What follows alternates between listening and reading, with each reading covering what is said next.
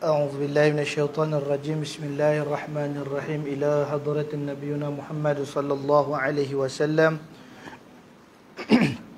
وإلى أرواح آبائنا أمهاتنا وجدنا وجداتنا ومشايخنا الأستاذنا للخصوصا إلى المؤلف فضيلة Tuan Haji Muhammad Said bin Omar Qadi Jitra Kedah وللخصوصا إلى الشيخنا مربنا الأستاذنا من المسلمين والمسلمات والمؤمنين والمؤمنات أينما كانوا في المشارق الأرض إلى مغاربها أن الله ينفعنا من بركاه وأسراره وعلومه ونفحته في الدين والدنيا والآخرة. الفاتحة.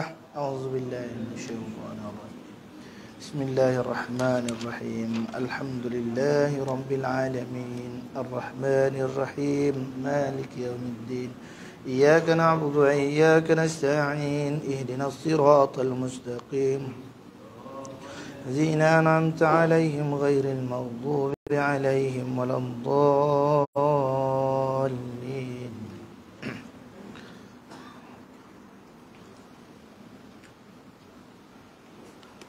أعوذ بالله من الشيطان الرجيم بسم الله الرحمن الرحيم أحييكم بالتحية الإسلام سلام Assalamualaikum warahmatullahi wabarakatuh.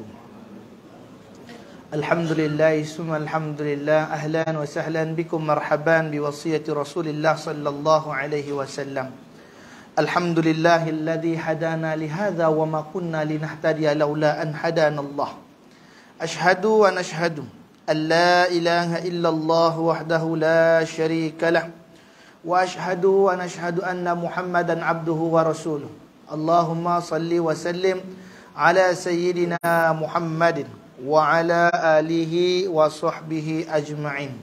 Subhanaka la ilma lana illa ma 'allamtana innaka antal alimul hakim wa la hawla wa la quwwata illa billahil aliyil azim wa la hawla wa la quwwata illa billahil aliyil azim wa la hawla wa la quwwata illa billahil aliyil azim. Wa ba'du. Alhamdulillah, segala puja dan puji yang tertentu dirafakkan bagi Allah Subhanahu wa taala, Tuhan Ta'aluk sekalian alam. Dialah Tuhan yang layak disembah dengan sebenar-benar sembah, dan Dia jugalah Tuhan yang telah menciptakan kita, yang pada asalnya daripada setitik air yang tidak bererti dinamakan ia sebagai mani, lalu disimpan di dalam sebuah empangan yang kukuh dinamakan ia sebagai rahim ibu, dalam tempoh dan waktu yang ditetapkan. Maka lahirlah kita ke dunia ini diiringi dengan nikmat-nikmat daripada Allah Subhanahu wa taala. Dan sebesar-besar nikmat yang kita perolehi pada malam yang mulia ini adalah nikmat Islam dan iman. Selawat bertatahkan salam buat junjungan besar kita Sayyiduna wa Habibuna wa Syafi'una wa Zuhrina wa Maulana Muhammadun sallallahu alaihi wasallam, yang mana syafaat dan bantuan daripada baginda Nabi lah yang kita dambakan di akhirat kelak, ke atas ahli keluarganya, para sahabatnya, serta orang-orang yang mengikuti jejak langkahnya. Alhamdulillah, syukur kita kehadrat Allah Ta'ala pada malam mulia ini dapat sama-sama kita berkumpul dan berhimpun di dalam rumah Allah Ta'ala yang mulia ini. Dinamakan ia sebagai Masjid Nurul Hijrah, Taman Intan Mas, Teluk Intan, Perak, Darul Ridwan. Bagi menyambung perbahasan kita di dalam pengajian Tafsir Nurul Ihsan, penggal yang keempat, pada menyatakan dua surah yang terakhir, iaitulah suratul Falaq. Surah yang menjadi amalan kita lah sebenarnya tiap malam. Maka kita perbahaskan surah ini insya-Allah. Ikhlas habis ya Tuan Haji? Habis insya-Allah. Baik. A'udzu billahi minasyaitonir rajim. Bismillahirrahmanirrahim. Qala al-musannif rahimahullahu ta'ala wa bi'ulumihi fi kitabihi wa nafa'ani fid darainil amin Allahumma amin. Kata pengarang kitab rahimahullahu ta'ala di dalam kitabnya pada membahaskan suratul Falaq, yakni suratul Makkiyah, pada muka surat 308, pada perenggan yang terakhir. Kata pengarang kitab rahimahullahu ta'ala, dia cerita dulu. Dia tak baca firman dulu, dia cerita dulu. Suratul Falaq yang turun di Makkiyah, yang turun di Mekah. 5 ayat turun ini surah, dan surah yang kemudiannya tatkala balik Rasulullah sallallahu alaihi wasallam daripada Hudaibiyah pada bulan Zulhijjah, dan masuk Muharram tahun 7.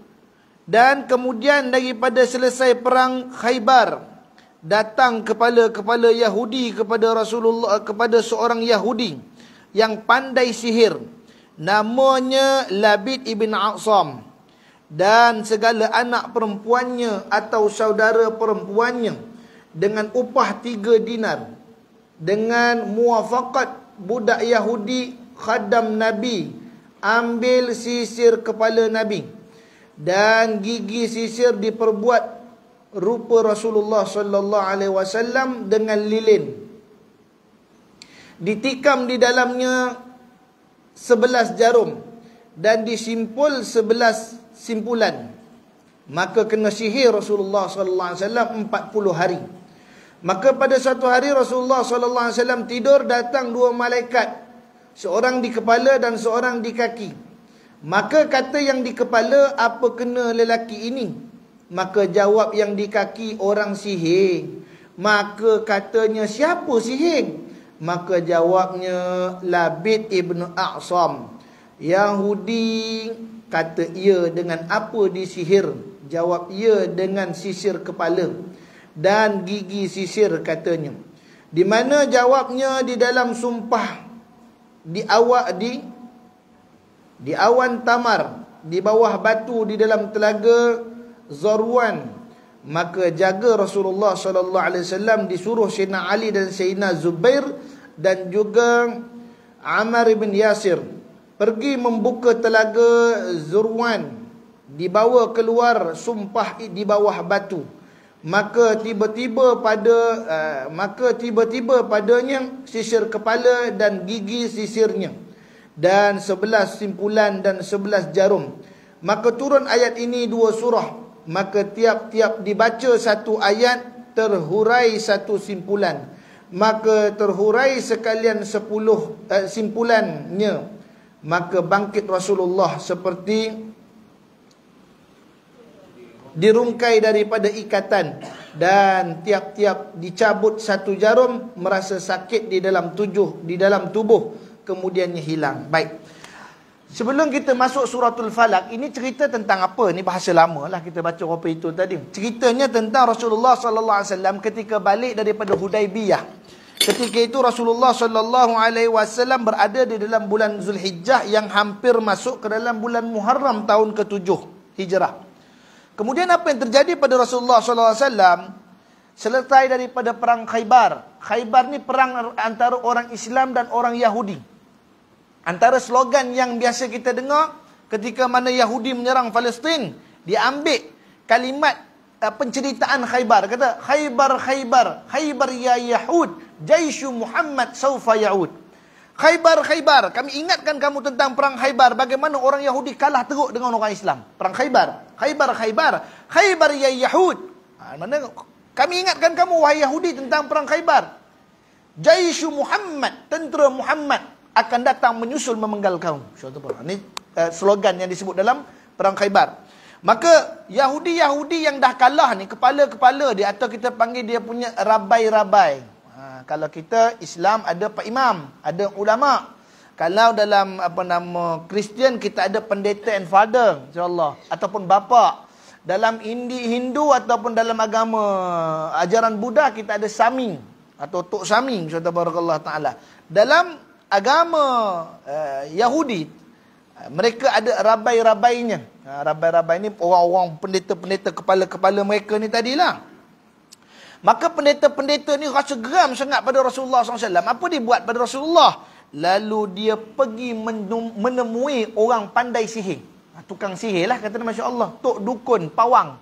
Atau kita sebut dengan kalimat kahin. Atau kahin ni mana? Tukang sihir. Yang nak ngantar santau, yang nak ngantar santet. Subhanallah ta'ala. Santau iaitu satu sihir yang dituju kepada satu orang. Sedangkan santet iaitu satu sihir yang ditujukan kepada umum, ramai orang. Sekira-kira 40 orang. Atau kita panggil santet. Jadi dalam cerita ni apa dia katakan? Bahawa Rasulullah SAW tadi itu, bila dah menang Khaybar, dia balik dalam bulan Zulhijjah, masuk kepada bulan Muharram. Ketika itu Yahudi-Yahudi ni bertemu dengan satu orang Yahudi yang bernama Labid ibn A'sam. Ini Labid, seorang laki-laki yang mahir dalam ilmu sihir, dan kekuatan sihirnya Labid ini daripada pengaruh anak-anak perempuannya dan juga saudara-saudara perempuannya. Itu sebab kita biasa dengar kata Nabi kena sihir dengan orang perempuan. Dalam cerita dia kata Rasulullah kena sihir dengan orang perempuan. Ya, orang perempuan tu ialah saudari kepada Labid bin A'sam dan juga anak-anak perempuan daripada Labid tadi. Maka ketika itu apa yang berlaku? Dan segala anak perempuan ataupun saudara perempuannya dengan upah 3 dinar, diberikan upah 3 dinar kepada seorang budak Yahudi. Ada satu budak Yahudi yang dia ni rapat dengan Islam. Dan dia ada kesempatan untuk bertemu dengan Rasulullah SAW. Maka apa diupah 3 dinar tadi? Upah untuk apa? Upah untuk ambil sikat Rasulullah SAW. Itu sebab Rasulullah disihir dengan sikatnya. Sikat rambut Rasulullah SAW tu diambil, dicopet, dicuri. Tabarakallah ta'ala anhu. Jadi dia ambil sisir rambut Nabi SAW. Dan apa dia buat pada ketika itu? Mereka bentuk Rasulullah tu dengan patung lilin. Jadi macam Siam punya bomoh. Tabarakallah ta'ala anhu. Dia buat bentuk, dipatahkan gigi sisir tadi menjadi 11 jarum. Maka sikat kan dia ada gigi tu. Gigi tu dipatahkan kepada 11 dan dicucuk kepada patung-patung tadi. Mewakil pada Rasulullah SAW. Tabarakallah ta'ala. Dan apakah Rasulullah SAW tidak kena sihir? Rasulullah juga kena sihir. Ini sifat harus bagi seorang Rasul. Kita tahu bahawa sifat bagi Rasul itu ada 9. Apa dia? 4 yang wajib, iaitu siddiq, tabligh, amanah, fatanah. 4 yang mustahil, apa dia? Iaitu kadhib, kitman, balada, dan juga Allahumma salli alaihi wasallam, khiyanah. Ini mustahil bagi Nabi. Dan sifat harus bagi Nabi SAW itu apa dia? Iaitu bersifat seperti manusia biasa. Nabi pun makan, Nabi pun tidur, Nabi pun berkahwin, Nabi pun punya anak. Dan sekiranya Nabi juga sakit, disebut gitu. Manusia sakit, Nabi juga sakit. Bahkan sakitnya Rasulullah SAW itu melebihi sakitnya orang biasa. Karena Aisyah radhiyallahu anha pernah bertanya Rasulullah tentang sakitnya Nabi. Nabi mengatakan, sakit aku menyamai 2 orang laki-laki. Jadi ya Rasulullah, apakah kalau Tuan mempunyai sakit 2 orang laki-laki, Tuan diberikan pahala 2 kali ganda juga? Kata Rasulullah, bahkan. Kata Rasulullah SAW. Maka diambillah sikat tadi dengan harga 3 dinar. Oh, bukan sikit 3 dinar. 3 dinar 3,000 upah nak curi sikat. Subhanallah ta'ala.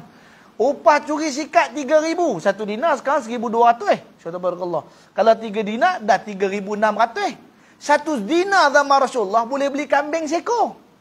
Boleh beli kambing seekor 1 dinar. Mana 3 dinar? Kata Allah 3 dinar je. Masya-Allah.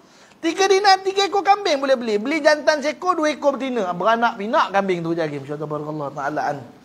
Jadi bila dah curi dah sikat Nabi SAW, maka dibentuknya satu patung lilin, timsal. Mana timsal? Ia ada patung lilin. Dan ketika itu ditikam pada patung tadi dengan 11 jarum dan disimpulnya 11 simpulan. Itu sebab dalam ayat nanti kita akan jumpa bila Allah Ta'ala sebut dalam Quran, apa nama, Allahumma salli alaihi min syarri ma khalaq wa min syarri ghasikin idza waqab wa min syarri naffasati fil al-uqad. Uqad tu diikat. Satu simpulan, disimpul. Dia dah masukkan patung tu, dicucuk patung tadi, kemudian dia masukkan dalam kain dan kain tu diikat 11 kali. 1 2 3 4 5. Di mana simpul tu 11 kali. 11 jarum dan 11 simpulan. Dan sihir ni ada tak orang amalkan sampai sekarang lagi? Masih ada sihir ni. Tabarakallah ta'ala. Di negara Arab masih ada sihir ni. Tabarakallah ta'ala. Dia sihir yang dibawa-bawa. Ini sihir kalau ikut cerita, sihir Allah SWT yang dibawa daripada keturunan Yahud, Al-Yahud dulu, insyaAllah. Itu sebab mereka nak cari kitab sihir tu balik. Kitab sihir. Katanya ini ilmu yang diajar oleh Harut wa Marut. Subhanallah ta'ala. Ilmu hitam dan ilmu putih. Ala kulli hal. Tapi kita tak cerita sampai ke situ. Kita cerita Nabi pernah kena sihir. Dan apabila baginda Rasulullah SAW kena sihir, Nabi mengalami sakit yang teruk. Sakit sebab sihir lah. Subhanallah ta'ala. Nabi tidak dapat bergerak kerana dipasak Nabi SAW tu. Berapa lama Nabi SAW kena sihir tadi? Iaitu kena sihir baginda Rasulullah itu selama 40 hari. 40 hari Nabi kena sihir. Dalam tempoh 4 hari, 40 hari itu baginda Nabi SAW mengalami penderitaan sihir. Dia panggil gitu. Maka ketika itu, Ustaz, kenapa Allah Ta'ala tak tolong Nabi kita waktu itu? Masya Allah. Kenapa tak ada malaikat boleh lawan ke jin tu? Kata Allah Ta'ala. Ini bukan cerita tu. Allah Ta'ala utuskan baginda Nabi itu sebagai pengajar kepada umat. Sekiranya berlaku kepada umat, apa yang umat patut buat? Hari ini kalau kita kena sihir, kata Barakallahu Ta'ala anhu, kita pun cakap, Nabi dulu tak kena sihir, tak ada pedoman, macam mana kita nak ubat? Nabi tak pernah kena. Jadi sebabkan Nabi pernah kena, kita tahu macam mana pedoman yang dibawa oleh baginda sallallahu alaihi wasallam. InsyaAllah. Sihir ni macam-macam ayah di bunda rahmatullah ta'ala. Kerana benda jahat, benda kotor. Sihir ni kalau kata kita nak ubat, kadang susah nak ubat. Dia susah nak ubat. Kata guru kami, ilmu hitam sihir ni ubat dia ialah langgar pantang aja. Langgarkan pantang dia. Orang kalau ada susuk, pantang dia apa? Pantang dia lalu bawah ampai, lalu makan sate, lalu makan apa? Jangan makan benda cucuk buluh. Tu orang ada susuk lah. Susuk pun ada kategori juga. Susuk belian, susuk gangsa, susuk emas, susuk perak. Ada jenis pula. Kalau pakai susuk emas, dia tak boleh makan sate yang ayam yang dicucuk buluh. Kalau yang susuk perak, ni dia tak boleh lalu bawah ampai. Tu orang lawa-lawa ni tak lalu bawah ampai. Subhanallah Ta'ala. Kalau tengok rumah dia tu, dia tu umur dah dekat 60, lawa lagi ya. Tengok dia nyidai kain. Kalau kain tu 4 talinya, tali depan, tali belakang dia sidai. Subhanallah Ta'ala. Datang sidai, dia pusing, dia pergi belah sana. Dia takkan meranduk bawah ampai. Saya tak kata lah orang cantik ada susuk dah. Ni tengok kalau tengok rumah depan belakang je ada ni insyaallah. Dia suspended lah tu kita panggil Subhanallah Ta'ala. Macam mana nak hilang? Langgar bantang. Langgar bantang dia jadi. Langgar bantang insya-Allah. Tapi dia ada dia punya ilah dia, tak ada dia punya masalah dia juga. Nanti kalau langgar bantang tu Subhanallah Ta'ala macam dulu pernah saya kongsikan cara mengubati nasi tangas. Orang kena sakit nasi tangas. Nasi tangas apa nasi tangas? Bahasa Melayu kita senang kabur, nasi kangkang. Tak maaf lah bahasa ni, masya-Allah, nasi kangkang. Dia tak boleh ubat. Kita nak pergi ke ni ubat-ubat boleh. Saya tak kata bukan tak boleh ubat, boleh ubat. Tapi prosesnya sangat lama, kata guru kami. Proses lama, kadang makan tahun nak ubat orang kena ni, insya-Allah. Jadi macam mana cara dia? Ubat dia dengan pantang larang dia. Pantang larang dia apa? Telur ayam kampung. Ataupun telur ayam je. Benda yang mahal yang susah pula pantang ni. Jadi telur ayam ambil 7 biji, tanam tempat saliran air kumbah, air kotor, air singki keluar rumah, tanam. 1 hari 1 malam. Keluarkan, kemudian direbus, ditanak, bagi pada orang yang makan nasi tangas tadi makan. Tu habis 7 biji, insya-Allah dia muntah balik nasi kotor-kotor tu. Subhanallah Ta'ala. Ni ubat dia. Pantang langgar kata tok kami. Orang kebal, tembak peluru tak lepas, bagi parang tak lepas, bukan susah. Pergi aja ke tepi paya tu, ngambil keladi miang punya besar tu, libah belakang dia, gugur kebal dia. Subhanallah. Tu pantang dia. Subhanallah Ta'ala. Pokok durian rupa itu juga. Toki-toki durian sini jangan kedekut dengan saya. Insya-Allah. Dia kata gitu. Kalau minta orang dulu, kalau minta durian tak dapat, mintalah sebiji 2 tak dapat, tak dibaginya. Cari tu pokok bemban. Pokok bemban tu bawakan 3 batang, lilit, libahkan ke pokok durian dia. Gugur semua buah. Subhanallah. Semua buah gugur, muda putih habis semua gugur. Tu sebab durian dia tak boleh tumbuh sebelah pokok bemban. Subhanallah. Bemban ada 2 juga, bemban liang dengan bemban ubi. Kalau orang ada kayak, bemban ubi. Kalau nak jatuhkan tu, bemban liang. Subhanallah Ta'ala. Payah Ustaz Ridwan ni, orang tua kan ni. Tapi nak kabur sihir, dia memang lazim. Bukan hanya di Malaysia. Seluruh dunia ada bomo-bomo dia, ada sihir-sihir dia. Subhanallah Ta'ala anhum. Tak terkecuali Rasulullah sallallahu alaihi wasallam. Tu bagi petua, janganlah pula nebah pokok orang pula. Subhanallah Ta'ala anhum. Dia marah, hari ni dapat ni petua, orang ni main kedekut lama dengan aku dah, kata dia. Jangan kopi itu, insya-Allah tabarakallah ta'ala antum. Tapi satu juga, pokok durian ni, satu libah dengan itu, dia gugur buah, dia tak mati. Tapi kata guru kami, pokok durian, dia tak boleh gugur buah dia atas kepala orang. Kalau ada orang lalu bawah dia, dia tak jatuh buah tu. Pasti insya-Allah tak jatuh, kata dia. Kalau buah durian tu jatuh buah atas kepala orang, dia jatuh buah atas kepala orang, orang tu cedera, berdarah, atau tumpul, sakit, apa sebagainya, pokok tu mati. Dia punya pantang kopi itu. Itu kita panggil ilmu petua. Dia tak ada fatwa tu. Ustaz, mana dalil Ustaz? Tak ada dalil, tak ada. Tu petua orang tua-tua. Tabarakallah ta'ala. Baik. Jadi Rasulullah SAW tu setelah 40 hari ke-41 tengah Nabi tidur, Nabi bermimpi. Ingat, kalau kita bahas tentang Rasulullah bermimpi, itu maknanya wahyu. Wahyu Rasulullah SAW ni diantaranya turun dengan jalan mimpi. Ataupun dengan jalan dengar loceng yang sangat kuat. Itu cara Rasulullah. Bila dengar satu bunyi loceng kuat, itu berarti wahyu nak turun pada baginda Nabi SAW. Dan bila wahyu tu turun pada baginda Nabi SAW, wahyu tu amatlah berat. Pernah Nabi SAW menunggang unta. Lalu ketika itu turun wahyu Allah Ta'ala saat Nabi menunggang unta. Wahyu tu satu ayat je. Sebab satu ayat turun pada Nabi, terduduk unta tadi kerana beratnya wahyu. Unta, dia tak boleh duduk langsung duduk. Unta dia ada step. Dia ke depan dulu, kemudian dia ke belakang balik, dia ke depan sikit, baru dia boom, dia duduk. Apa itu? Tapi ini tengah berjalan unta tu, wahyu turun, terduduk unta tadi kerana beratnya wahyu. Masyaallah ta'ala. Jadi bila wahyu turun kepada baginda Rasulullah SAW dalam bentuk mimpi.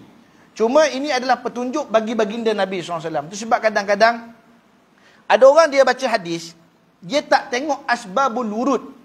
Dia ada asbabun nuzul kalau babul Quran, kalau adalah hadis ada asbabul wurud. Dalam masalah, ada dulu saya ingat sebelum pandemik, isu tentang, ada lagi di Mekah tak tahulah, saya pergi Tanah Haram dah 2-3 kali tak pernah jumpa lagi, tapi jemaah kata mereka selalu jumpa. Di Mekah orang jual kencing unta. Subhanallah ta'ala. Sebab kencing unta buat ubat, kata dia, subhanallah, dia beli kencing unta. Masalah ditogoknya di situ kencing unta. Subhanallah ta'ala, masya-Allah. Sebotol 15 rial, betul? Sebotol 15 rial. Siapa pergi? Dia cerita, Ustaz, sebotol 15 rial kami beli kencing unta. Ubat, kata dia. Arab tu, unta tengah kencing ditadah, dia minum, cuci muka. Subhanallah ta'ala. Lalu kita kata ini kan najis. Apa makna najis? Apa definisi najis? Najis ialah barang yang cair dan lembik, yang keluar daripada dua jalan, iaitu daripada kubul dan dubur. Itu najis, insyaAllah. Itu definisi najis. Jadi kalau keluar tu air, najislah dia. Tapi kan ada hadis Nabi SAW. Ada orang sakit perut, dia datang jumpa Rasulullah. Dia tanya Rasulullah macam mana nak ubat sakit perut. Rasulullah kata ambil kencing unta, dicampur dengan susu lalu minum. Hilanglah sakit perut tu, kata dia. Itu memang ada hadis tu. Tapi itu hadis khusus untuk penduduk kampung tu. Bukan untuk kita. Subhanallah ta'ala, Masya Allah. Tak boleh pakai. Kita tak boleh pakai. Penduduk kampung tu, dia dah ikhtiar. Satu kampung kena penyakit sakit perut. InsyaAllah. Makan keracunan makanan. Mereka dah berubat. Ya Rasulullah, kami dah makan barang yang biasa kami makan ubat, tapi tak hilang sakit perut tu. Kami dah ikhtiar dengan cara. Mereka dah ikhtiar. Selesai ikhtiar, tak jumpa jalan, maka dia jumpa Rasulullah. Ya Rasulullah, kami satu kampung kena sakit perut. InsyaAllah. Boleh tak Tuan beritahu kami apakah penawar yang baik untuk kami? Kata Rasulullah SAW, sediakan satu belanga susu unta. Satu belanga susu unta. Kemudian masukkan beberapa titik kencing unta ke dalamnya. Sebelanga susu dengan berapa titik kencing tadi. Kemudian kamu minumlah susu tadi. Maka mereka pun minum susu tadi, hilang sakit perut. Untuk orang kampung tu. Bukan untuk kita sakit perut terus cari kencing unta. Tak belum. Macam tu. Kita makan dulu ceketing on. Allah Ta'ala itu je ubatnya. Bukan cari najis dulu. Tak kena. Dan yang Nabi sebut tu pula, air kencing beberapa titik ke dalam belanga. Bukannya secawan air kencing, secawan susu. Tak apa itu. Masya-Allah. Itu sebab asal jumpa hadis je, orang boleh beramai, kata dia Masya-Allah Ta'ala. Tak, dia tengok asbabul wurud tu. Kenapa hadis tu keluar? Kerana satu masalah kampung yang telah berikhtiar ubat sakit perut. Masya-Allah. Jadi itu sebab Allahumma salli ala sayyidina Muhammad. Kita lihat sebagaimana firman Allah Ta'ala tadi, bila Nabi SAW dah cukup 40 hari kena sihir, maka datang hari ke-41 baginda SAW bermimpi. Ketika dia tidur, datang dua malaikat. Satu malaikat datang kat kepala, satu malaikat datang kat kaki. Kata dia malaikat yang dekat kepala, kata dia apa? Maka dia katakan, apa kena dengan lelaki ini, yakni Rasulullah? Apa kena dengan Rasulullah ni? Kata Masya-Allah. Kata malaikat yang di kaki, kata dia, sesungguhnya orang dah sihir dia. Masya-Allah. Muhammad ini telah disihir. Siapa sihir? Kata malaikat di atas kepala tadi. Siapa yang sihir? Maka jawab dek malaikat di kaki, silabit yang menyihirnya. Silabit itulah yang menyihirnya Nabi SAW dengan menggunakan sisir kata, dengan menggunakan sikat. Guna sikat rambut Rasulullah SAW. Lepas tu ditanya dik malaikat ni tadi, dia tanya, oh guna sisir jadi macam mana? Di mana jawabnya kata? Dekat mana jawab sumpahan? Sumpahan ni maknanya barang tadi. Barang yang dimantra tu, kat mana barang tu sekarang? InsyaAllah. Maka dikatakanlah sesungguhnya barang sumpahan itu ada di awan tamar. Maknanya sebenarnya bukan di awan, sebenarnya di satu kawasan yang ada pokok tamar. Pokok tamar banyak di situ. Dan di situ ada satu telaga. Di daun tamar ya. Daun tamar di bawah batu. Caranya macam mana? Dia dah simpul sebelah ikatan, dah cucuk sebelah jarum, dia simpul, dia bawa masuk dalam telaga tadi. Kemudian ditindih dengan batu. Ditindih dengan batu telaga tadi. Dan apa yang kita bayangkan, guru masa baca hadis ni, masa baca tentang kisah Rasulullah SAW ni, saya membayangkan telaga tu seperti telaga bulat kita ni lah, masyaallah tabarakallah taala anhu. Maka kata guru kami, telaga itu bukanlah seperti telaga, masyaallah tabarakallah taala anhu. Tetapi dia satu kawasan yang agak luas. Sebagaimana telaga Iris atau telaga Iris yang jatuhnya cincin Rasulullah dipakai oleh Uthman. Telaga tu luas. Digeruk telaga tadi. Geruk nak cari cincin, tak jumpa sampai hari ini. Di mana telaga tu? Telaga tu ada di Masjid Quba. Masjid Quba, kalau sebelah kiri tu rumah Ummah Kalsum, di depan tu ada satu telaga. Hari ini dah jadi jalan raya dah. Telaga Iris. Di situlah cincin baginda Rasulullah SAW daripada batu delima jatuh. Dan sampai hari ini tak jumpa. InsyaAllah. Maka apabila dia pergi pada telaga ni, apa nama telaga tu? Nama dia Telaga Zarwan. Telaga Zarwan. Pergi telaga tu luas. Maka ketika jaga Rasulullah bangun. Masa Rasulullah bangun, Rasulullah pun lantas terus memanggil Sayyidina Ali. Ya Ali, datang kemari. Ya Zubair bin Awam dan juga Ammar bin Yasir. Rasulullah pun bagi tahu, aku disihir dan barang sihir tu ada dalam telaga tu. InsyaAllah. Awak semua pergi tolong ambil barang tu. InsyaAllah. Telaga tu, dia bukan telaga dengan kita, danau lah. Atau tasik kecil. Kita panggil tasik kecil. Pergi ambil. Benda tu ada bawah batu dan batu tu ada di tengah-tengah tasik tadi tu. Ada tengah-tengah danau tadi. InsyaAllah. Pergi ambil cara dia. Dan apabila kamu dapati batu tadi, kamu buka dan kamu nampak simpulan, jangan kamu pegang. Sebab barang sihir dia bukan kita terus pegang, bawa balik. Dia tak bagi. Dia tak sebut dalam ni. Tapi guru kan bahas, tak dipegang. Dicepit dengan sesuatu agar dibawa kepada Rasulullah SAW dan dibakar. Ya. Maka ketika sampai ke telaga tu, air penuh. Memang air tu penuh. Apa sahabat-sahabat radhiyallahu anhum buat? Mereka geruk air tu sampai kering. Dia geruk air tu. Sahabat-sahabat turun pergi geruk air tu. Sampai kering danau tadi. Nampak betul ada seketul batu dekat tengah-tengah danau. Subhanallah ta'ala. Maka pergilah Zubair bin Awam dan Ali tolak batu tadi. Bila dia tolak batu dan dia dapati memang ada satu bungkusan kain yang disimpul dengan 11 simpulan. Di dalamnya tu sihir kepada Rasulullah SAW. InsyaAllah. Maka dibawalah akan simpulan tu tadi. Pergi ke mana? Bawa kepada daratan dan dibakar. InsyaAllah. Setelah daripada itu dia kata, dan Ammar bin Yasir pergi membuka telaga. Membuka telaga makna menggeruk air telaga tu. InsyaAllah. 3 orang ni pergi geruk telaga tu sampai kering. Dan dibawa keluarlah sumpahan di bawah batu. Maka tiba-tiba padanya sisir kepalanya dan gigi sisirnya 11 simpulan dan 11 jarum.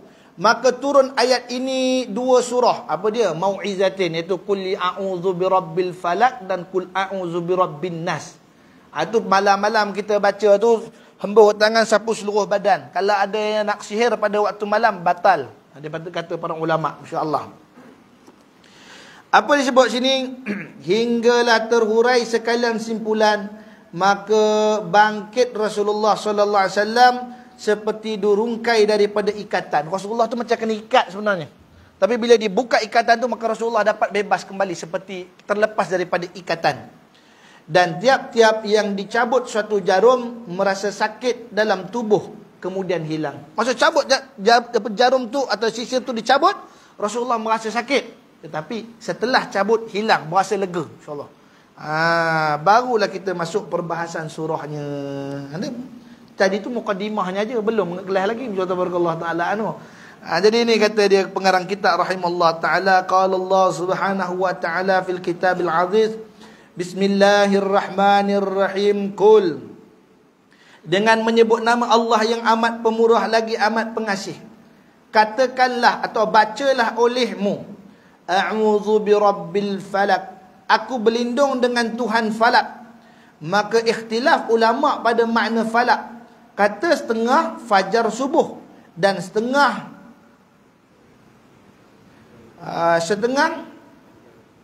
penjara, setengah penjara dalam atau rumah dalam neraka apabila dibuka berkriau, menjerit-jerit, berkriau ni menjerit-jerit lah, akan ahli neraka daripada hangatnya. Jadi bila disebut a'udzu birabbil falak, ya Allah aku berlindung padamu dengan falak. Apa tu falak? Setengah ulama mengatakan falak itu ialah salah satu tempat yang berada di dalam neraka, ataupun ada suatu taman dalam neraka yang bila dibuka gate pagar taman tadi, menjeritlah orang dalam tadi nak keluar. Tabarakallah. Itu salah satu pandangan. Tapi pandangan yang rajih, yang kuat mengatakan al-falak itu maknanya apabila waktu subuh, menjelang waktu subuh. Kenapa? Kerana pada waktu gelap. Biasa kalau nak nyihir orang memang kena gelap. Tabarakallah taala. Pukul 2 petang datang rumah tak bermau, tolong sihir orang dia. Nanti datanglah malam kang. Tak sekarang saya nak. Sekarang tak boleh. Jin tengah tidur. Tabarakallah taala. Jin tu tidur ada masya-Allah. Jin nak gerak waktu malam. Tabarakallah taala. Jadi mana? Malam baru boleh menyihir. Malam baru boleh buat jahat. Insya-Allah. Ini dulu malam baru boleh jahat. Sekarang siang-siang berlambak juga orang buat jahat. Insya-Allah tabarakallah. Nak mencuri dulu tunggu malam. Sekarang tak. Siang pun kena sebat. Tabarakallah taala. Itu sebab kita tengok Allahumma salli ala sayyidina Muhammad. Jadi sebenarnya kita kena minta lindung pada Allah bukan hanya pada waktu falak. Tapi ayat sambungan lain, qul a'udzu birabbin nas. Aku minta lindung pada Allah Tuhan sekalian manusia. Kerana manusia ni buat jahat tak tahu waktu dah. Dia dah tak tahu waktu bila dia nak buat jahat. Tabarakallah taala anu.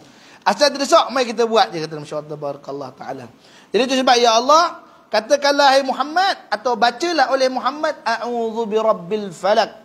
Aku berlindung dengan Tuhan falak, iaitu al-falak menunjukkan pada waktu subuh. Al-ikhtilaf tu mana? Khilafun, bersalah pendapat, bersalahan pandangan ulama. Ada ulama kata ini maghrib, ada ulama kata ini subuh, ada ulama mengatakan tak, ini adalah nama tempat yang ada dalam neraka Allah Ta'ala yang menyebabkan orang menjerit-jerit bila berada dalam tu kerana hangatnya. Tapi yang dimaksud dalam firman ni jelas, kebanyakan daripada ulama mengatakan al-falak bermakna fajr, iaitu makna subuh. Subuh yakni qabla al-fajr, sebelum daripada subuh, itu pada waktu malam, yang mana Allah kata min syarri ma khalaq, daripada syarri ma, daripada kejahatan yang telah jadi daripada binatang ataupun manusia, atau terbakar atau karam air, dan racun kayu batu. Masya tabarakallah. Jadi maknanya apa? Ya Allah, aku berlindung pada engkau pada waktu subuh, kerana waktu tu waktu aku nak tidur. Mana waktu subuh bukan, falak tu bukan subuh. Falak tu sebelum subuh. Yang mana apabila masuk waktu malam, bermulanya gelap, itu kita panggil falak. Bermakna lail. Bila tengah-tengah malam, waktu kita dah pejam mata berehat, ya Allah, aku minta lindung pada engkau pada waktu falak. Kerana waktu tu aku tak tahu urus diri aku.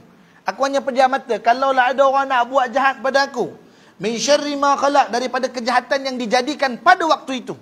Waktu tu kalau ada orang nak buat jahat kepada aku, jahat dengan cara apa? Sama ada jahat binatang, dipatuk, diular, disengat, lipan, insya-Allah, dicucuk oleh kalajengking, ataupun jahat manusia. Jahat manusia yang cuba membunuh aku dengan zahir wala batin, ataupun dengan cara sihir. Lagi apa? Ataupun seperti perlindungan daripada terbakarnya rumah. Kalau rumah terbakar pun, harap diri tidak terbakar dalam kebakaran. Disedarkan, diselamatkan. Dan juga ataupun karam air. Karam air sini kata ulama Kedah panggil karam air lah. Kalau kita kata banjir. Tengah-tengah tidur, banjir naik ke rumah. Tenggelam tak perasan, tidur mati. Kalau dah ulama Kedah, dia tak kata tidur mati, dia kata tidur mampuih. Tidur mampuih. Tenggelam, air naik dengan tilam-tilam terangkat, hanyut, tak perasan lagi tu. Allah Ta'ala anu. Lalu je pergi. Minta lindung ya Allah, jangan buka-buka mata mana dah ni. Oi, dah kat Sungai Golok dah rupanya. Allah Ta'ala ingat kan. Padahal banjir di Sungai Perak. Hanyutnya sampai ke Sungai Kelantan. Allah Ta'ala. Tak perasan, sedapnya tidur. Dan daripada racun. Racun yang datang daripada kayu ataupun daripada batu. Kalau racun yang datang daripada kayu, kita maklum. Kita ada racun ipuh. Kita ada racun apa nama, ceningan dan sebagainya lah. Pokok-pokok jadi racun. Kalau racun daripada batu, biasanya daripada sulfur. Macam apa, belerang kuning, belerang hitam yang jadi racun. Begitu juga dengan ismet. Ismet dia ada satu jenis celak mata yang pakai batu ismet tu. Dia pakai, orang dulu-dulu pakai celup, pakai tembaga tu yang tarik, syuk hitam tu. Itu kalau berlebih-lebihan jadi racun pada mata. Subhanallah ta'ala. Itu sebab cara makannya hanyalah pada waktu tidur. Kenapa? Bila kita tidur, mata kita pejam. Dan ismet tu hanya duduk di atas kelopak mata. Ini syarah guru kami, almarhum Al-Musnidul Asya, Syekh Husni Ginting Al-Langkati Hafizullah Ta'ala. Dia kata, maka dipakai pada waktu tidur. Kalau dipakai pada waktu jaga, kerana kelip-kelip mata tadi, habuk ismet akan masuk ke dalam biji mata. Masya-Allah. Ismet, masya-Allah. Tu ismet gulam gajah. Masya-Allah Ta'ala, masya-Allah. Cerita ismet gulam gajah ni Piramli sebenarnya nak tempelak orang Turki. Masya-Allah Ta'ala. Tu nak tempelak orang Turki, bukan sekadar Turki, tempelak khilafiyah Islamiyah Turki. Tu sebab nama Ismet, mana orang Melayu nama Ismet? Ismet ni nama Turkiye. Subhanallah Ta'ala, Turki, orang-orang Turkiye, masya-Allah. Tapi nak bagi tahu yang itu pemerintahan Islam, bukan pemerintahan Mustafa Kamal Tartu. Dia bagi tahu apa? Nama watak tadi tu ialah Abdul Wahab, Abdul Wahib, Abdul Wahub. Nak menunjukkan fathah, dhammah, kasrah. Ini ejaan Arab. Subhanallah Ta'ala. Harta dipegang oleh Sulaiman Akhlaqin. Subhanallah. Sulaiman Akhlaqin tu, Sulaiman tu makna orang kaya. Nabi Sulaiman. Nabi Sulaiman kan orang yang paling kaya. Sulaiman Akhlaqin yang paling berakhlak. Subhanallah. Dia baik, dia amanah, berakhlak. Sulaiman Akhlaqin. Subhanallah Ta'ala. InsyaAllah. Kena pula satu watak dalam tu. Ada satu nama dia Siddiq Sigaraga. Masya-Allah Ta'ala. Tu dia kan bahas tu panjang pula cerita kita. Masya-Allah Ta'ala. Tapi nak bagi tahu itu maknanya sindiran yang Allahyarham dan Sri Piramli sindir dalam kitab tu. Insya-Allah. Aduh ya Allah. Ada Khalifah Abdul Wahab, ini suka kepada burung-burung. Main burung je kerjanya, tak habis-habis. Masya-Allah. Abdul Wahab kerjanya ngukir je. Ini memang zaman khalifah. Ada khalifah yang begitu. Ketika mana pemerintahan ada khalifah Uthmaniyah awal. Uthmaniyah dua dinasti. Dinasti awal dan dinasti akhir. Apabila Abbasiyah jatuh, maka naik Uthmaniyah awal. Kemudian naik Uthmaniyah Sani. Uthmaniyah Sani inilah yang dipelopori oleh Khalifah Abdul Hamid dan sampai ke Muhammad Al-Fatih. Dan yang ke atas itu. Adapun lebih daripada itu khalifah yang pernah berlaku 3 beranak rebut satu jawatan. 3 beranak rebut. Bila bapaknya mati, anak bertiga rebut jawatan. Anak yang terakhir cuba membunuh nombor 2 dan nombor 2 membunuh nombor 1. Jadi nombor 2 bunuh nombor 1, yang kecil membunuh nombor 2. Rupanya nombor 1 plan dah orang bunuh nombor 3. Mati ketiga-tiganya. Jatuh khilafah Uthmaniyah. Ini cerita guru kami, Abina Syekh Muhammad Nuruddin bin Abdullah Marbu Al-Banjari. Ketika membahas cerita tentang khalifah yang merebut jawatan pada saat ketika itu. Piramli buat cerita 3 Abdul, kata dia. Masya-Allah Ta'ala. 3 Abdul, kenapa 3 nama Abdul? Kerana Abdul mana hamba. Orang yang memperhambakan dengan harta. Masya-Allah. 3 Abdul dipanggil. Teliti beliau tu buat filem. Masya-Allah Ta'ala. Baik. Ini kita cerita racun daripada kayu dan batu. Wa min syarri ghasikin idza waqab, dan daripada kejahatan malam apabila kelam ia. Tu kita cerita malam tadi. Mula je malam, kejahatan pun bermula. Kejahatan di sini bukan maknanya menindas orang lain saja, tak. Tetapi berlakunya an-nasir maksiat. Maksiat pun mula berlaku pada waktu malam. Subhanallah Ta'ala. Bila datangnya pada waktu malam, maka nescaya pada waktu itu bertebarlah manusia tidak mempedulikan Tuhan. Dia panggil itu. Kerana mereka sedang bersenang-senang. Walhal malam tu Allah jadikan untuk apa? Untuk istirahat. Kan Allah sebut dalam surah An-Naba, Alam naj'alil arda mihada wal jibala autada wa khalaqnakum azwaja wa ja'alna naumakum subatan wa ja'alna al-laila libasan wa ja'alna an-nahara ma'asha. Allah sebut, alam naj'al, kami jadikan, naj'al pada kamu arda mihada, bumi itu hamparan bumi, supaya kamu boleh berjalan kepadanya. Bertebarlah, berjalan atas muka bumi dengan tenteram. Wal jibala autada, dan kami jadikan gunung itu sebagai pasak paksinya. Wal jibala autada. Wa khalaqnakum, jalan seseorang boring pula, tak? Wa khalaqnakum azwaja, kami jadikan kamu berpasang-pasangan. Itu hakikatnya Allah jadikan pasang-pasangan. Anak banyak pun akhirnya kita akan tinggal berdua balik dengan orang rumah. Seorang-seorang anak dia ambil dia orang, dia buat keluarga dia sendiri. Dan apa yang berlaku pada kita? Tinggal berdua kembali. Wa khalaqnakum azwaja. Waj'alna naumakum subata. Dah penat sangat berjalan, kami jadikan tidur kamu sebagai istirahat. Waj'alna naumakum subata. Kami jadikan tidur kamu sebagai istirahat. Waj'alna laila libasa, dan kami jadikan malam tu sebagai pakaian yang menutupi kamu. Tidurlah dengan tenteram. Jangan kamu risau, kerana malam tadi telah menutupi kami untuk tidur dan rehat. Waj'alna laila libasa waj'alna nahara ma'asya, dan kami jadikan siang itu sebagai waktu yang sesuai untuk kamu mencari rezeki atas muka bumi, mencari nafkah kehidupan atas muka bumi. Jadi itu sebab dalam suratul Falaq diminta apa? Min syarri ma khalaq wa min syarri ghasikin idza waqab. Minta lindung pada waktu malam daripada kejahatan-kejahatan yang ada padanya. Nanti insya-Allah pada dan habis ni, kalau baca sehari sekali lagi habis dah ni insya-Allah. Kita habis, boleh habis ya? Insya-Allah boleh habis. Wa min syarri hasidin idza hasad, dan daripada kejahatan orang yang hasad. Apabila hasad ia seperti Yahudi yang hasad bagi Nabi SAW. Al-hasad ni iaitu sifat dendam. Dengki-dengki lah. Ni dendam dan dengki. Suatu berkata. Tu orang Melayu dia pekeh dua-dua. Hasad dengki. Suatu berkata Allah Ta'ala anu. Al-hasad itu dengki. Ataupun irih terhadap sesuatu. Kemudian Allahumma salli ala Sayyidina Muhammad. Minta maaf, dendam. Kita disebut dendam. Al-hasad tu mana dendam. Dalam hadis Nabi SAW. Al-hasadun ya'kulul amal kal naru ya'kulul hasyab. Sesungguhnya hasad itu memakan amal kamu sebagaimana api memakan kayu. Macam mana api makan kayu, macam itulah sifat hasad ni makan amal kita. Balik-balik tahu bankrupt. Rasa saya masa saya datang lu ada amal dah saya siapkan nak bertemu Allah Ta'ala. Kenapa bila sampai depan Allah Ta'ala tak ada amal? Kata dia malaikat, habis dimakan di asad. Kata Masya Allah. Siapa hasad tu? Saya tak kenal, kata dia macam tu kepada Allah Ta'ala. Hasad tu ialah perangai ataupun sikap mazmumah yang ada dalam diri seseorang. Dia tak boleh melihat orang lain punya kesenangan, dia tidak boleh melihat orang. Dia tak dapat, tak apa. Kalau orang yang dengki ni dia ndak. Tapi al-hasad ni orang yang ada dendam. Asyik aku nak tengok dia tersungkur aja, kata Masya Allah. Dia kaya, aku tak kaya tak apa, asyik dia jatuh. Ni orang ada hasad, dia panggil al-hasad. Kalau dengki, apa orang punya dia ndak. Orang ada aku pun nak. Orang tu punya aku pun punya. Dia nak, itu dengki. Itu kita panggil dengki. Kalau al-hasad ini mana dendam. Aku nak dia jatuh je. Aku tak dapat dia punya, tak apa. Jadi Yahudi ni dia ada sifat hasad, iaitu dia nak jatuhkan Muhammad saja cerita dia. Bukan dia kata kita jatuhkan Muhammad, kita jadi Nabi pula. Tak ada. Kata barakallah. Al-hasad mana sikap untuk menjatuhkan orang lain. Kata barakallah ta'ala.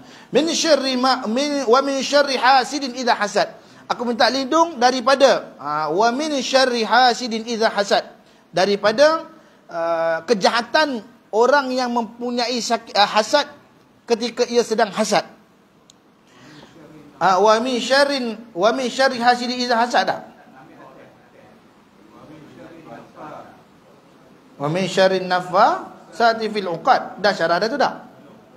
Oh belum lagi. Tahu nak habis je ustaz ni pun. Betul baik. Wa min syarrin naffasati fil uqad. Ni cerita pasal sihir tadilah. Bila labid tadi dia dah ikat simpulan, dan kami berlindung daripada syarri kejahatan naffasati fil uqad. An-nafasa mana daripada hembusan-hembusan. Bila dia dah ikat satu, orang mantra tiup-tiup ni, Allah tabarakallah taala. Bila baca ada rajin niup ni, ini nafasa. Jadi kalau orang ada yang niup-niup ni bahaya juga. Allah Ta'ala. Masya Allah. Dia rajin niup-niup. Kata Nabi Allah Ta'ala. Ada kalau macam masyarakat saya, belah keluarga saya lah, kami tak main tiup-tiup. Kami main ludah tu. Allah Ta'ala. Masya Allah. Kan ada orang jenis kena sampuk tu kan. Orang lama-lama kita, dia ambilnya gambir, dia ambilnya pinang, dia ambilnya belalai kuning, kapur, sapu. Dia makannya sirih tu. Kunyah ni buat sogek. InsyaAllah. Dia sogek kan yang gigi tu. Udah merah tu. Mana budaknya kata. Nak kau liuk mana budaknya. Tak. Puh, dia sembuhnya ke budak tu. Hilang hantunya tu, masya-Allah. Hantu lari sebab bau sirih. Bukan bau sirih dia, dengan bau air liur sekali. Allah Ta'ala, masya-Allah. Ludah pun ada juga. Itu dipanggil nafasa, hembusan ataupun barang yang keluar daripada mulut tu tadi. Tabarakallah Ta'ala, masya-Allah. Dia takut di Thailand ada saya tengok dia bubuh, dia makan pun tak mana. Dia sembuh tu, masya-Allah. Dia sembuh.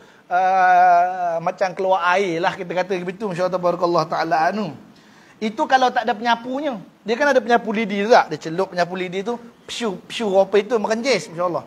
Saya ingat dulu macam mana nak buat alat renjis tu. Belajar saya, bukan tak belajar macam mana. Ambil mayang pinang bulat lagi tu, masya-Allah. Udah dia ambil mayang tu lalu atas lilin dulu. Kecil-kecil lu duduk budaya kampung dengan ancaknya, dengan balai, dengan lancang, semua saya dah rasa benda tu tengok dah. Dia lalunya atas tu, dia ambil ayam jantan, lalu ke ayam jantan, bertaji atas dia, insyaAllah. Dipotongkan apa nama kepala ayam jantan tu. Menggelupur ayam jantan tu mati, insyaAllah. Yang ni diusap, dia ambil lilin, diusap, dia tepuknya mayang tu pecah. Oh, ada sakit ni. Kalau pecah ada sakit. Kalau tak pecah tak sakit. InsyaAllah. Ada sakit. Baru dia keluarkan mayang tu. Bila keluar mayang tu, baru dia libas atas badan orang tu.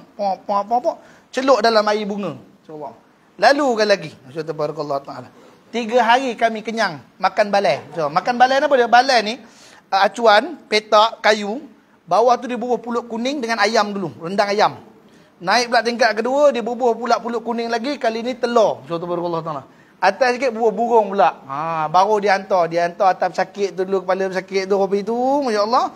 Budak-budak main makan. Masya-Allah. Budak-budak tak boleh kena rasuk jin, kata dia. Orang tua jangan makan. Budak-budak je boleh makan. Kami kenyang, insya-Allah Ta'ala, masya-Allah. Di Pelabuhan Barat, Westport lah. Saya dulu ingat kecil-kecil memang ni lah mukanya pun. Kena banyak bertobat lah, masya-Allah. Dia nyembah hantu laut. Tapi ni Sami Cina lah. Sami Cina dia pakai songkok, dia pakainya selempang dengan kain Cina, bayang Cina pakai baju Melayu, pakai dengan kerih. Dia bawa apa itu, dia joget-joget. Babi golek sekor kat depan menghadap laut. Masya-Allah Ta'ala. Saya datang tengok babi tu, dia bubuhnya tomato kat hidung babi tu. Ni cerita dulu, masya-Allah Ta'ala. Habis tu dia keluarkan pedang dia. Nyop. Dia potong babi tu. Insya-Allah. Hantu laut dah makan, kata dia, insya-Allah. Dia sebut hantu laut dah makan. Dia panggil toke-toke Cina tu keluar. Toke jagung, toke soya, semua keluar lah. Kilang-kilang tu. Toke tadi pun bawa baldi. Baldi merah kan. Kami pun prepare kat depan. Dia lelong duit. Dia lelong duit betul Allah. Lelong sekali kutip malam saya boleh dapat 400.5. Masya-Allah. Dia punya banyak toke gile. Ini toke soya kan, toke jagung besok pula. Masya-Allah. Kan toke tepung pula lain lagi. Oi, memang kaya orang Pelabuhan Kelang ni. Masya-Allah. Kalau dia sembayang, toke pun dah tahu rugi aku buat macam tu, pakai duit plastik je sekarang. Rugi budak-budak sekarang dah. Anak bagi tahu apa itu, dia pun tahu rugi ni, hantu tak makan pun benarnya. Sami ni hantu benarnya, kata Allah Ta'ala anu ya Rahman. Tapi ni mana-mana bangsa ada bomo-bomonya. Masya-Allah Ta'ala. Ini kalau orang ambil rakaman ni tunjuk Saman Ustaz Ridwan ni, kata Allah Ta'ala anu. Baik. Tapi maksudnya mana-mana pun ada budaya tiup. Budaya tiup-tiup nafasa tifil uqad. Dia meniup atas simpulan-simpulan tadi. Dia dah simpul. Setiap satu simpulan tu ada satu jampi dia. Subhanallah Ta'ala. Dan minta maaf lah, saya malu nak khabar tapi kena khabar. Sihir ni orang perempuan guna. Orang lelaki tak guna sihir ni. Ni sihir orang perempuan. Selain daripada nasi tangas, penunduk suami, orang perempuan, bukan orang perempuan kita lah, insyaAllah, ni orang perempuan yang mengamalkan buruk ni lah, insyaAllah. Dia menyimpul batang keladi. Dia ambilnya batang keladi, dia baca simpulan, ni diikat keinginan syahwat suaminya kepada orang lain. Dia letaknya bawah tilam. InsyaAllah Ta'ala. Tu simpul tu. Suami jumpa, suami buka pun dia tak boleh lerai. Dia kena orang yang meniup tu buka. InsyaAllah. Jadi tu suaminya nengok orang pun tak berair. Ya, saya nak balik dulu rumah je. Tengok ni. Lemu je kata InsyaAllah. Ini isteri dia. InsyaAllah. Perempuannya lah kita kata InsyaAllah. Tu maksud saya nak cerita tu bukan nak cerita jahat orang kita tak. Saya nak cerita ada tak sihir simpul? Ada sihir simpul tu. Sihir simpul tu dia ikat keinginan suami. InsyaAllah tabarakallah ta'ala anu. Oi, kalau cerita bab sihir malah ni banyak kita ni. Tabarakallah ta'ala anu insya-Allah. Tapi itu memang realiti yang berlaku. Tu sebab kita hari ni mungkin ada lagi ke Ustaz? Kalau tak ada, takkanlah mahkamah kita ada sekarang ni enakmen baru, enakmen Akta Sihir. Kenapa keluar nama Akta Sihir? 4 tahun lepas ke 5 tahun lepas. Hakim kena sihir, kena santau. Ditiup-tiupnya si hakim tu, lepas, kata hakim tu, insyaAllah. Lepas kawan tu, insyaAllah. Open tak?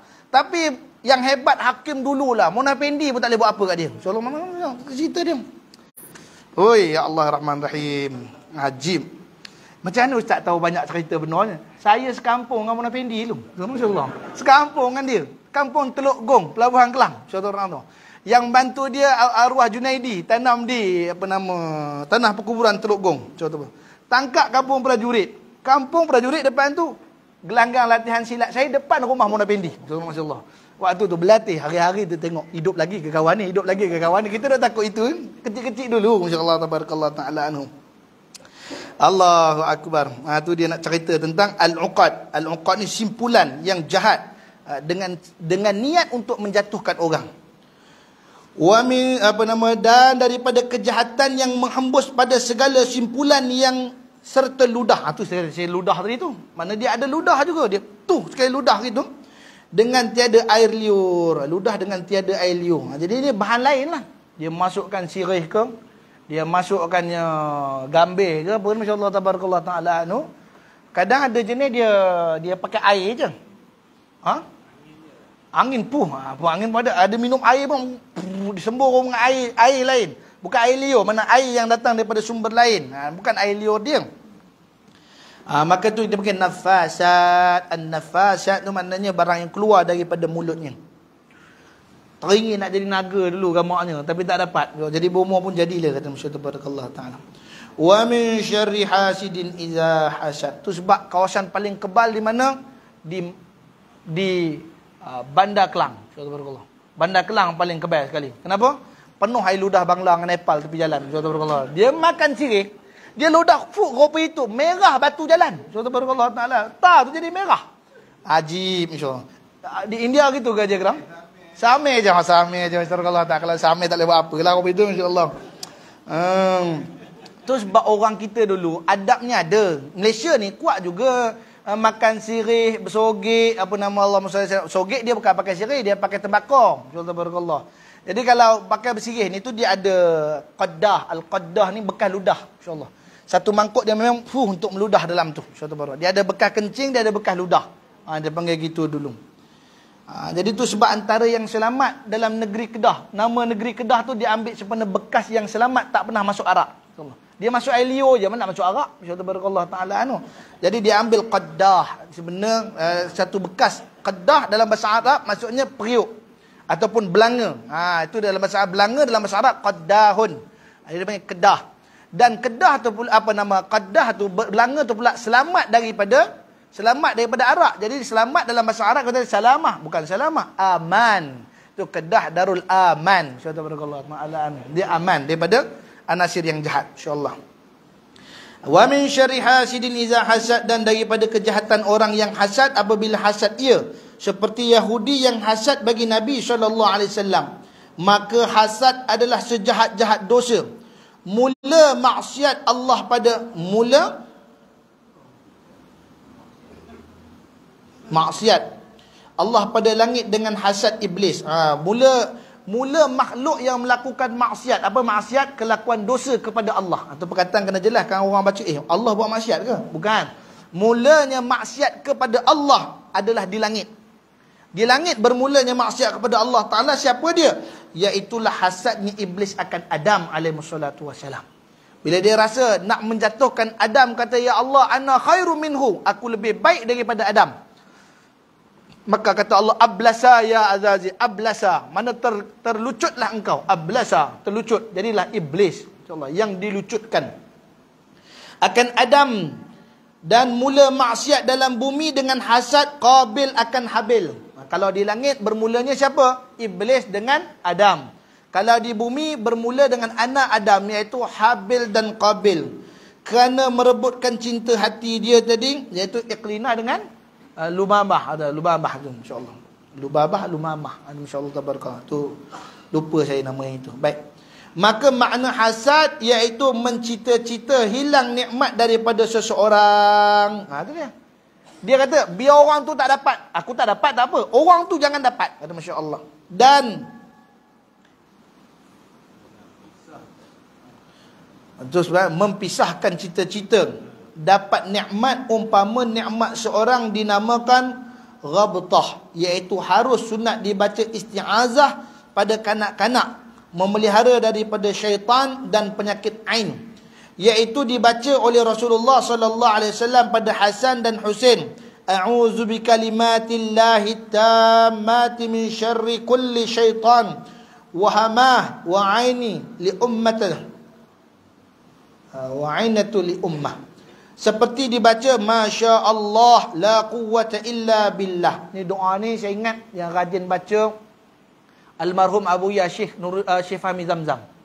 Setiap kali dia mula Bismillahi Masya Allah, kullu ni'matin minallahi Masya Allah, la quwwata illa billahi Masya Allah. Dia sebut-sebut apa itu Masya Allah. Salah satu amalan lagi, salah satu ulama di Kelantan, kalau setiap kali ambil gambar Bismillahi Masya Allah, tu baru dia ambil gambar. Tabarakallah ta'ala. Supaya apa? Bila ambil gambar, gambar tu tidak boleh disihir oleh orang. Kita cetak gambar tu bawa pergi Tok Dukun kata gambar ni tak boleh lah, gambar lain kata Masya Allah. Gambar tu tak boleh disihir. Apa bacaan dia? Bismillahi Masya Allah.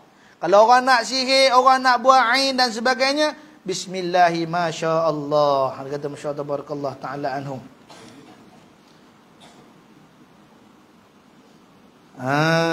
Ni Masya Allah. Jadi apa kata lagi? Seperti dibaca Masya Allah la quwwata illa billah ketika lihat dirinya dan rumahnya. Lihat diri itu dalam gambar tadi lah.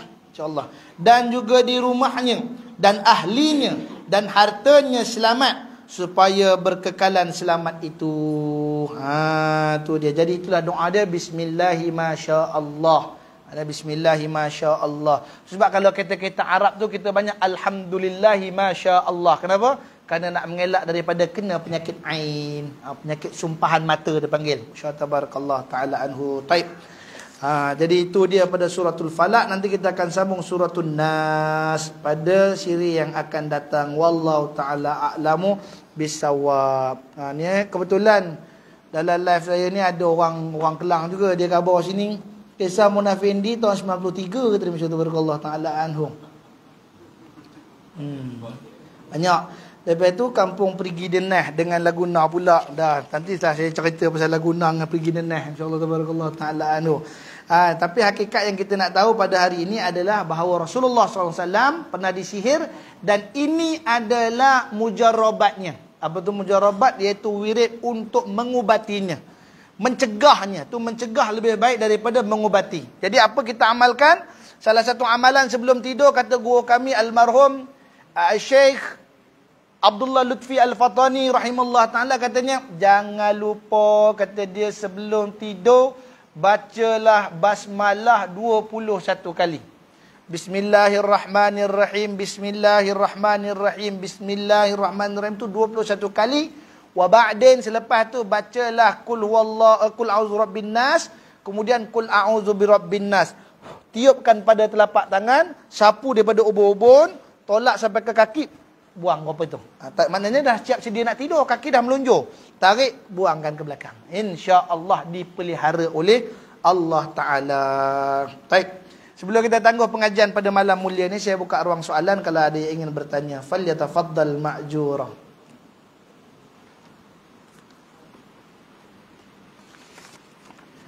Ada soalan tanya, bolehkah kita baca Bismillahi Masya Allah Ta'ala, Bismillahi Masya Allah pada setiap perbuatan? Boleh, tak jadi masalah. Kerana dia zikrullah. Setiap perbuatan kita nak baring Bismillahi Masya Allah, Bismillahi Masya Allah. Boleh? Boleh, tak jadi masalah. Wallahu'alam. Baik. Ada lain? Tak ada lain, insyaAllah. Jadi sekadar, mana Ustaz dapat soalan ni? Saya ada live depan ni, orang tanya dalam live. Masya-Allah ta'ala anhu. Jadi saya baca siap-siap, insyaAllah. Jadi bila kita diuji oleh Allah Ta'ala, antara kata Nabi SAW, perbanyakkan olehmu membaca la haula wala quwwata illa billahil alil azim. Kerana la haula wala quwata illa billahil aliyil azim itu ialah ubat bagi 99 penyakit. Dan seringan-ringan penyakit ialah duka cita. Bila kita diuji Allah Ta'ala, kita akan rasa duka cita. Apa yang paling banyak kita perlu baca? La haula wala quwata illa billahil aliyil azim. InsyaAllah. Tabarakallahu ta'ala anhu. Taib.